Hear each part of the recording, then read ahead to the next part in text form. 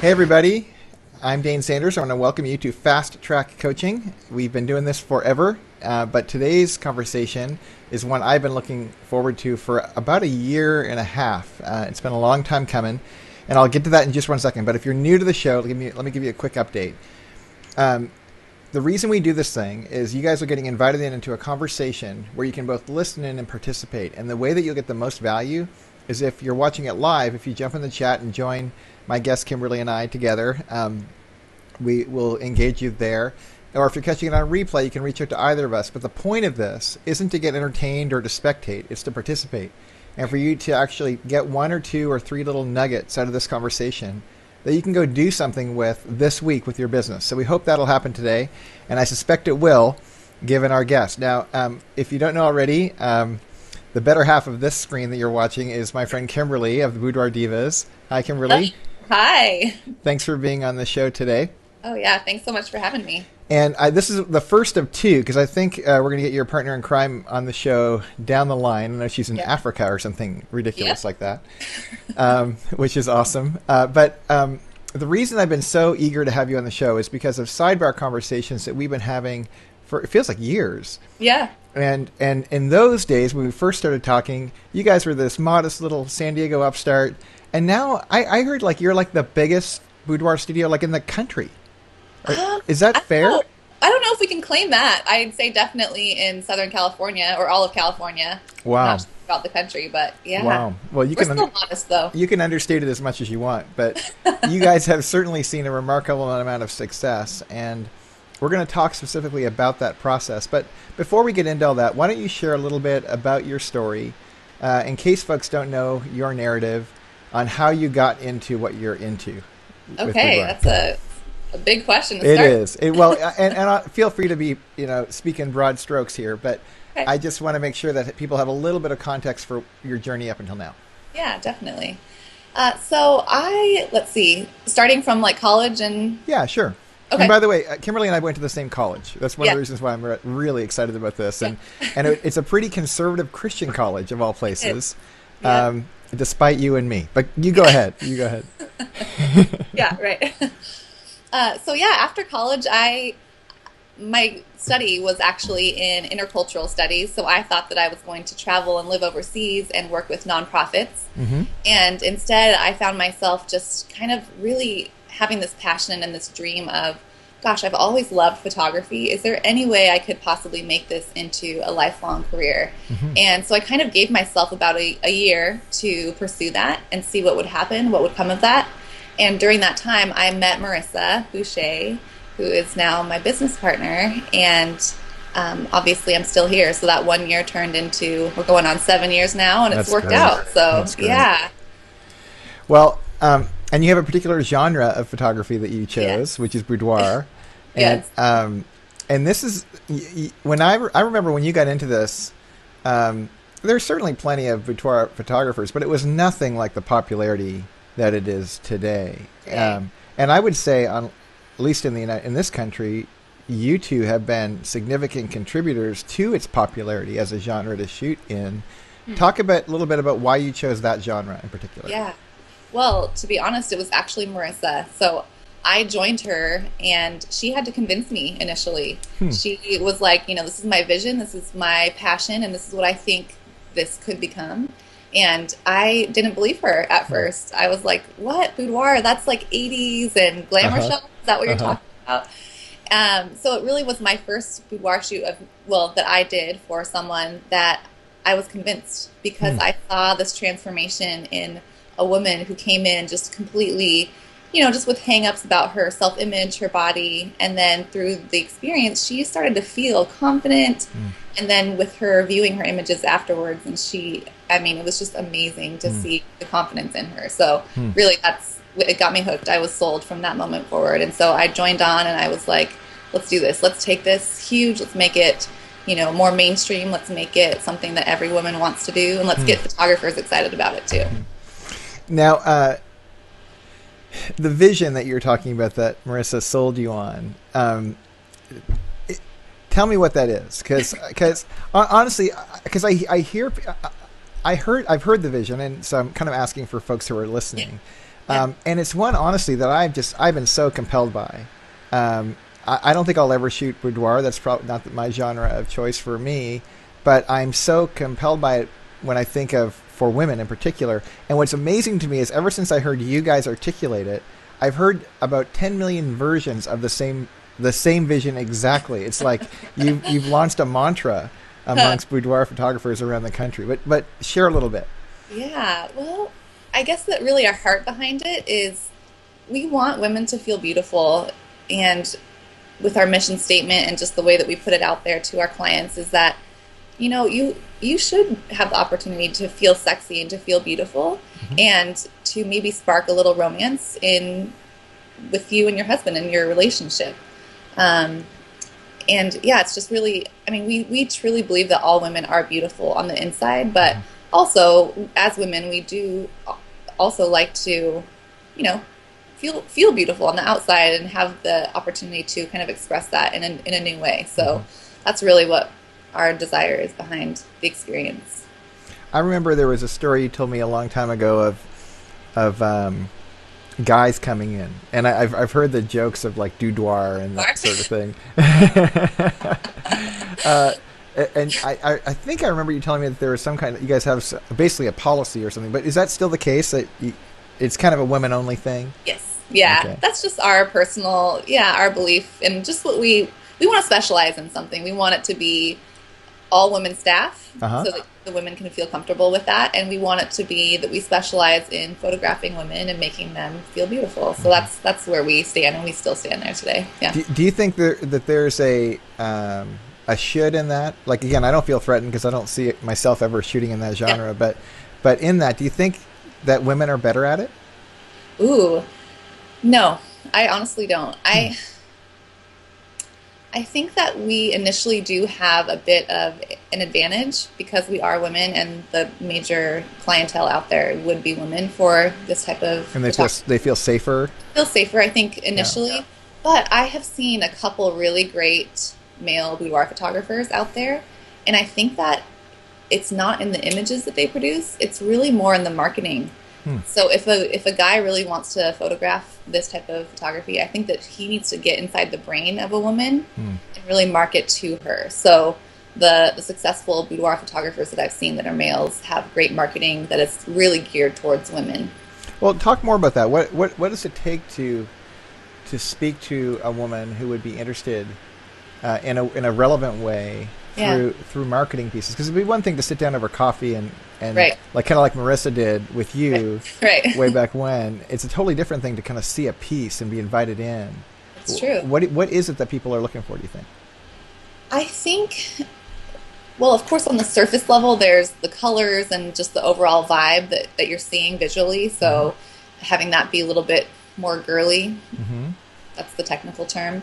But on a deeper level, I think that women just want to feel comfortable. They want to know that it's going to be safe and that they can trust you, whether you're a female or male photographer. So how that can come across is in your mission statement, in just a quick tagline that really explains what you do in a short, brief line, explaining that this is something that's safe and classy and beautiful, and kind of your intentions behind it.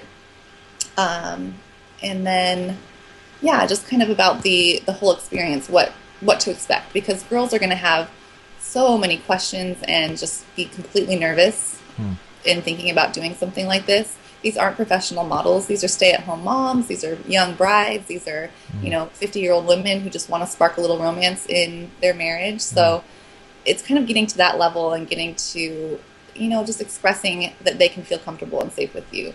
However, you can do that quickly through marketing or through your website. Sure. Why Divas? Why did you go with that name? It's so funny because if anybody that knows us knows that we are not divas at all. Well, Marissa maybe a little bit, but easy for you to say when she's out of the country. That's great. I'll play the tape back when she's on the show. That's no, I would never betray you. Forget that. No, we travel to Africa and shoot for nonprofits still. Honestly, we're a little bit more hippies than we are divas in real life. So but there's irony there. There is a little bit, yeah. I think that initially we just wanted to get something that would really capture the attention of our market. So we had to do something that was really bold and in your face with our marketing and our brand, but also with the name of our business. So we just kind of went for it. We put ourselves out there and thought of the most crazy in your face thing that we could. So. And you also have a number of resources for photographers who want to do this genre. As you've been building your business, you've been collecting those resources, and you've made them available. Yeah. And you've done workshops and that sort of thing. Talk a little bit about those. Yeah. I mean, at the very beginning when we were just starting, it was so hard to tell people that we shot boudoir, even in the photography industry, because a lot of people, like me, my initial reaction was, that's something from the 80s, that's something that's been done, and it's sleazy, or it's trashy, or it's just cheesy at this point. And so I think that writing books for photographers and kind of how-to guides at that point was just to spread the word and share our vision for, this could be something that is classy and that, could be very profitable as well. So that's how it started. And then we love teaching and we love the workshops. Yeah. And you're so good at it. I mean, honestly, it's been so fun to be in the room as you're winning people over into your genre. And what's been fun to me too is to be in the room with folks who don't necessarily shoot your genre, to see your passion for it. It's contagious, because people can then carry that out into other facets of photography that is compelling. Cool. Talk a little bit about the business relationship with you and Marissa. How hard is it? How easy is it? Where are the opportunities and chances that are, like, would you recommend being, now that you know what you know, would you recommend being a partner again? Like to somebody, like I'm asking, let me back up. I'm kind of asking a crazy question that you're not supposed to ask in the air. Like, would you do it again if you had to? But the bigger question for other folks is, would you recommend it to other people? Yeah. The first question, would I do it again? Absolutely, in a heartbeat. I think that there's no doubt in my mind that Marissa and I were put together. I think that it's completely a divine. I mean, my faith is really pretty strong, and I believe that God put us together. Did we ever tell you how we met? If you did, I've forgotten. Tell me again. It was through Craigslist. She posted a job for a photography assistant at that time on Craigslist, and I met up with her, and so it was completely out of the blue, but it's complete just fate. So wow. Actually, I think I remember when we went to sushi like gazillion years ago with Kevin Swan and a bunch of people. I think I did hear that story back then. But okay, so you pick this genre. You do have this faith commitment. And, I don't think neither you or I have been invited back to the school. I won't mention them. They're a great school. I love my school. But won't get invited back. We haven't been invited back for an alumni day to talk about our careers recently. So what kind of response have you gotten from folks in your faith tradition? Yeah. It's interesting. And Marissa has the same faith as well. So... And she and I both come from a very conservative background, and I'd say that we still are pretty conservative in our faith and just in our belief system. So it's been interesting at times, to have people say, wait, what? Because I think a lot of people jump straight from boudoir to, they just think that it's sleazy, almost associated with pornography as well. So fighting against that is hard sometimes, to really present it as, no, that's not what our desire is. Our desire is to empower women and to give them confidence and have it be just a beautiful piece of art that she can treasure, and that, a byproduct might be that it sparks a little romance in a couple, husband and wife. I'm not going to lie, it's been difficult at times. But I think just having I have no doubts about what I do. I really feel secure, and I believe that, I believe in what we're doing. I really do. And so having that confidence, I think, just really helps to know that not everyone's going to agree with me, but sure, that's okay. Well, it's funny. You are confident in your own skin, and I it's really compelling to me. Have you found that when you've gotten in conversations with folks who maybe had a prejudgment of it, once they've heard your vision and clarity around what you're about, that they've made a shift? I think there have been, yeah. I think so. Not all, but some. And I think especially by reading our mission statement, we have it on our website in a pretty prominent area. So all of our clients can read it too, kind of our statement of faith as well. And kind of a side note with marketing is that a lot of our clients choose us because of that.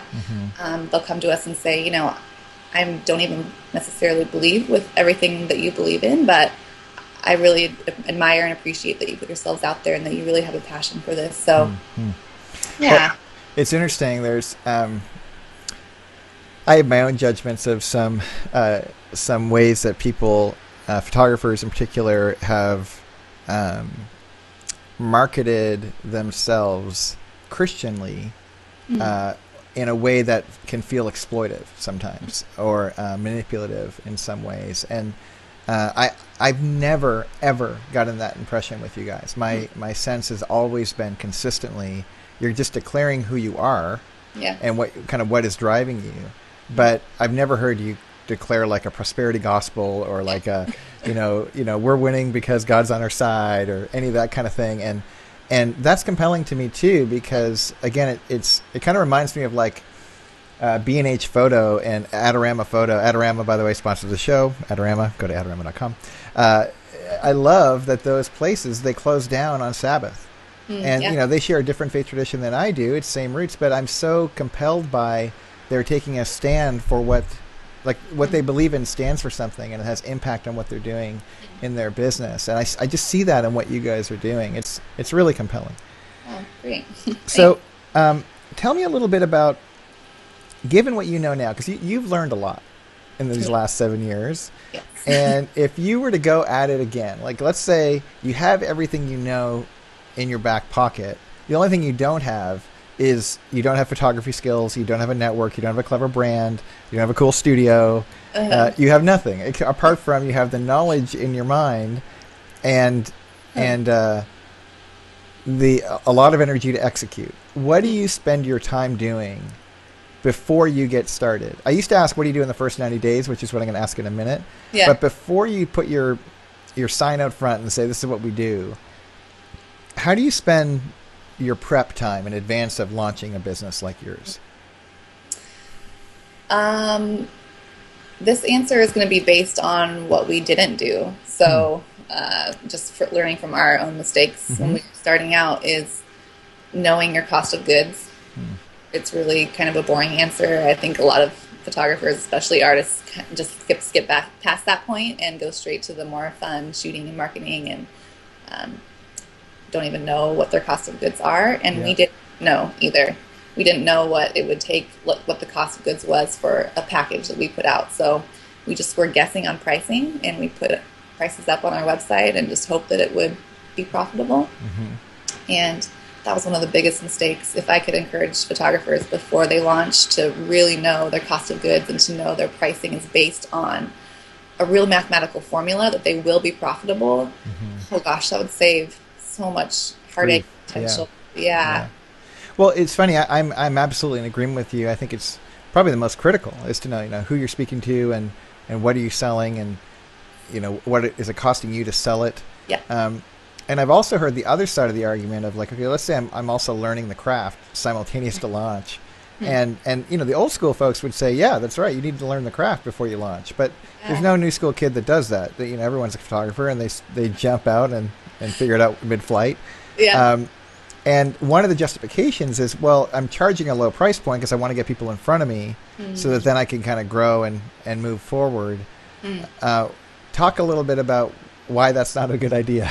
or if it is a good idea, if I'm wrong on that, like how do you ward against that kind of thinking? Because I know that there's viewers watching the show right now who are saying, okay, that's going to be fine and good once I'm crossed some certain threshold. But what advice would you give to that person? Yeah, that's a really good question. I think that, pricing yourself too low is really difficult. It's really difficult to incrementally increase your prices and get to a place that you want to be at. So we always recommend that you start at that place and then practice on friends and call it a practice session. So don't do photo shoots for free. Say this is a practice session, I'll do it for, a really discounted price, maybe even. Maybe your costs even, so you're not losing money. Exactly, yeah.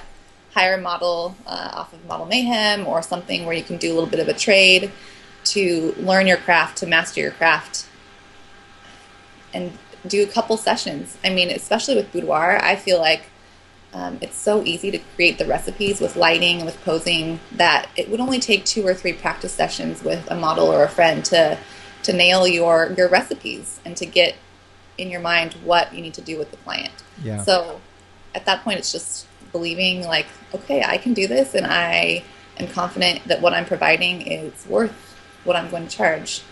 Did that answer the question? It does. I mean, I'm hearing a lot of things in your response because on the one hand, you're saying, if I'm hearing you right, Yeah. Establish your price point at a profitable space, even if it's a future reality. Like, you might not have any clients for a long time, but you're saying, this is the market I want to play in. And then you're building the rest of your business in that direction to fill in that space. And if some of that's, enhancing the craft, then guess what? You're going to be doing a lot of portfolio building special shoots. I forget what you called it, practice shoots, test shoots, whatever, in advance. And honestly, that seems resonant with some of the big time photographers that I've had on the show in the past. Like, I think of Jeremy Cowart, for example, like someone who is constantly doing test shoots all the time around personal projects. And those are the building blocks for big time clients. And he's doing that after having, touring in 19 countries with Britney Spears and doing these major gigs. So I'm compelled by what you're saying, especially around the idea of not treating the building of your pricing as a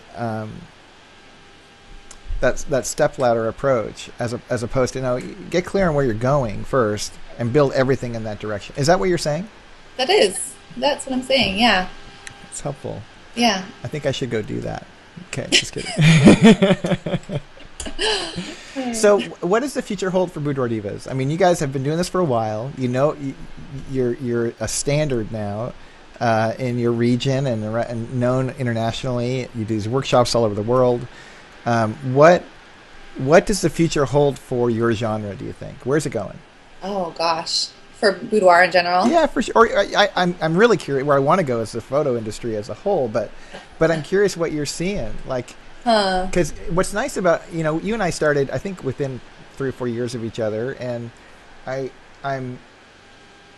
have a different perspective now than I had 5 years ago. It feels like a totally different world out there. But I'm curious what you're seeing.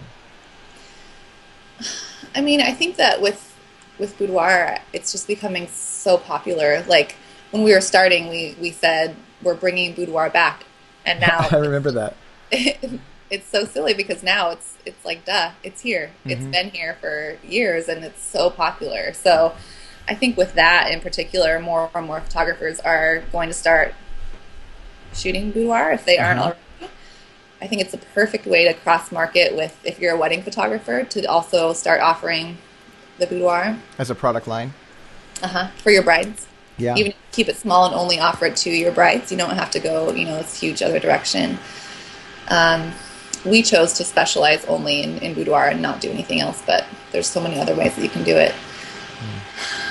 And beyond that, gosh. Do you see spin-off genres coming from it? Like, I think of like TV shows where Friends happens and then Joey has a show. Like, and so, on some level, there's a lot of natural progressions depending on what your brand is that you could extend into or evolve your photography in a particular direction.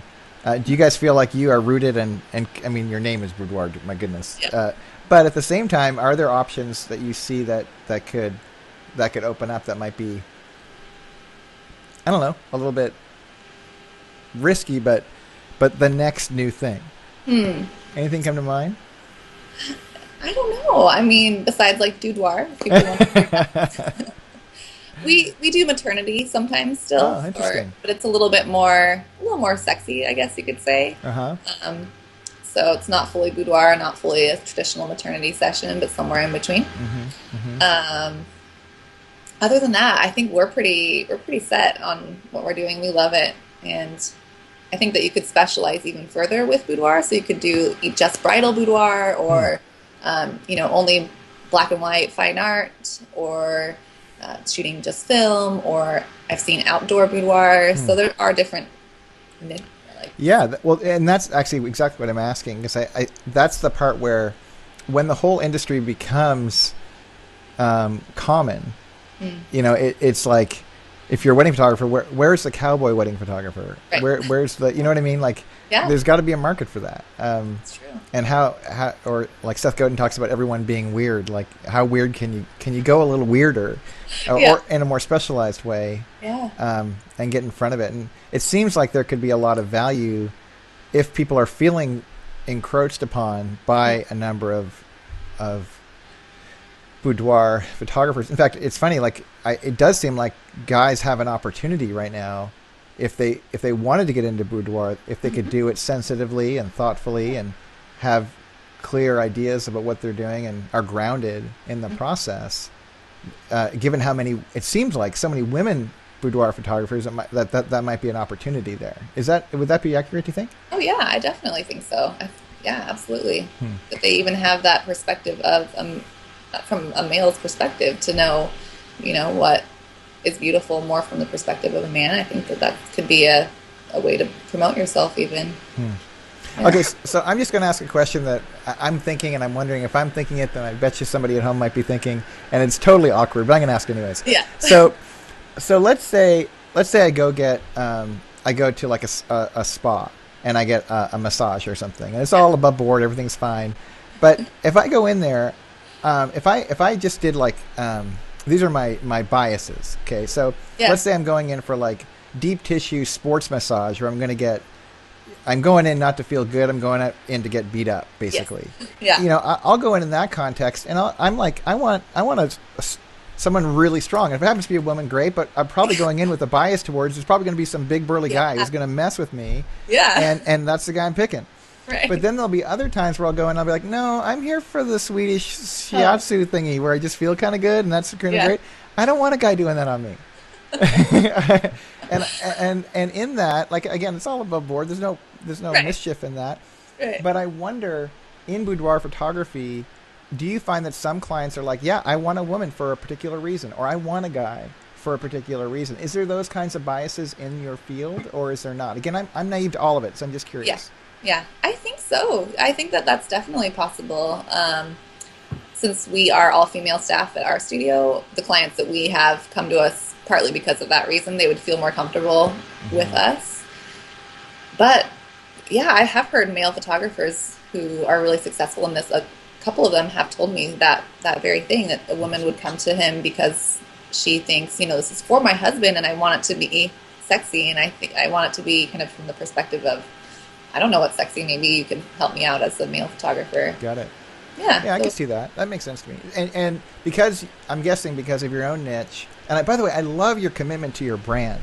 But I'm going to press a little bit. If you found out that, gosh, there was this massive opportunity and the right fit, some guy culturally fits the mold for boudoir divas, and he was like the one kind of specialty guy for if a guy got requested, would you guys ever, and I'm not looking for a job, don't mishear me, but would you ever consider bringing a guy on, or is your brand committed to no, this is our specialty, this is what we're committed to? Yeah. I think at this point we're pretty committed. I'm not going to say forever in the future, but at this point, yeah, we feel pretty secure on that. I love it. Okay, so then I'm going to have my follow-up question, though, because I loved your answer. I think it's perfect. Because it displays, again, that even though you might miss out on some part of the market, you're confident enough in the market that you have laid claim to that it's yours. And if I'm at home listening to this, so many photographers I'm in conversations with, it's like they got into the business because they got excited about, like, photography. But then once they got in and they're terrified about paying the bills, which I totally get, the blinders go on and there's like this focus on where's the opportunity. Like, gosh, I came in because I really like shooting nature, but all the money's in, or so they think. People they think who are successful are doing whatever, and they start emulating those people, even though it's not necessarily a good fit for them in particular. And what I'm hearing you guys say is like, no, we're clear. Like, one of your biggest advantages is your clarity of purpose, and that shows up in your business. Is that a fair generalization of what you've been saying? I think so. Yeah, absolutely. Yeah. Initially, we thought that we had to shoot the big weddings, and then this could be a side project. So we kind of were in that same mentality as well at the beginning. So Marissa and Weston, her husband, they were shooting weddings for many years, and it wasn't until we really sat down and kind of reworked our business model with Boudoir that we realized, wait a minute, there's a market for this. We can really make this successful if we do it right, if we market it the right way. So I get where those people are coming from, but it's possible. Awesome. Well, Kimberly, thank you so much for being on the show. I can't thank you enough, and it's ridiculously overdue. And so thankful for all you do and mean, and honestly, just as a friend and as a fellow, believer in Jesus, you're really inspiring to me, and I'm really grateful for what you're doing. Not just because of that, certainly that's a great commonality, but you guys do great work, and you're committed to it, and I think that's what, especially in the context of the industry, where not everybody universally buys into the same belief system. You guys, I believe, honor your belief system by doing good work, period. And then we get to find out what drives it. And I just want to affirm you and thank you and apologize in advance for all the other jokers who are ridiculous, but in my opinion. So, but thanks again for being on the show. I really appreciate it. Thank you. It's really great. I really had fun. So thank you. Awesome. And we'll have you guys on again. Okay. Sounds good. Okay. So if you guys are at home and you wanted to check out, it's boudoirdivas.com. The Boudoir Divas. The Boudoir Divas. The. Yeah. Not the other copycats. The. And it's at Boudoir Divas on the Twitter. Yes. And then and if they want to reach out and find out anything about resources, workshops, that sort of thing, they can all find that out at the website as well. Yeah, exactly. Awesome. All right. Well, thanks again. Be sure to thank her online. And it's Kimberly at Boudoir Divas. And we'll see you guys later. Okay. Bye. Cool. Bye. Oh, yeah. Thanks, Autorama. Thanks, guys.